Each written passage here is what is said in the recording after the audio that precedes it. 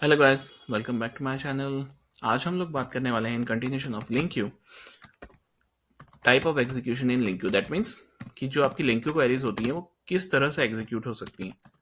So the first one is the immediate execution, the second one is the deferred execution, जिसमें हम कहते हैं कि we will introduce a delay while your query is calculated. लेकिन हमें इसकी जरूरत पड़ती क्यों है और हम ये करते कैसे हैं? So let's consider example. मैं क्या करता हूं कि एक लिस्ट बना लेता हूं for employ as, let's say. सो इसके अंदर मैं कुछ एलिमेंट्स डिफाइन कर देता हूं जिनकी एम्प्लॉयज की लेट्स से एज पड़ी हुई है कुछ इस तरह से। कुछ अभी रैंडम वैल्यूज में इसमें पिक कर लेता हूं। अब मैं क्या करता हूं कि मैं रिजल्ट सेट निकालता हूं based on the link Q queries. तो जो कलेक्शन नेम है मैं वो लिखता हूं, इसके अंदर डॉट में वेयर क्लॉज लगा देता हूं और ऑब्जेक्ट क्रिएट कर देता हूं यूजिंग द लैम्डा एक्सप्रेशन। तो मुझे निकालना है वो एम्प्लॉयज जिनकी एज ग्रेटर देन 60 है, लेट्स कंसिडर। ओके, उसके बाद मैं फॉर ईच लूप लगाता हूं और इन्हें प्रिंट कर देता हूं।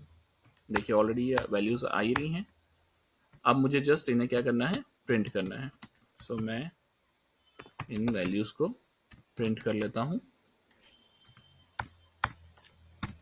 जो मेरे पास आ गई हैं आइटम के अंदर।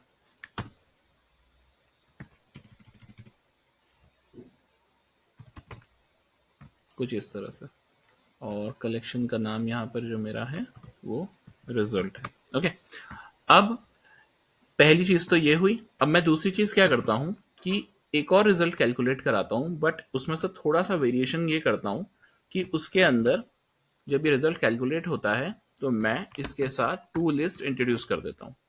ऐसा मैं क्यों कर रहा हूँ मैं अभी आपको बताता हूँ, और इसका नाम दे देता हूँ result immediate. Okay, same for each loop लगाता हूँ और इन वैल्यूज को प्रिंट कराता हूँ, लेकिन बस यहाँ पे जो कलेक्शन का नेम है वो चेंज कर देता हूँ। ओके, सो इसके बाद हमें एक काम और करना है कि इस लिस्ट के अंदर एक आइटम ऐड कर देना है और उसकी वैल्यू असाइन कर देनी है, लेट्स से 90। ओके, अब हम इस प्रोग्राम को चलाते हैं तो हमें क्या डिफरेंस दिखता है हम ये देखते हैं।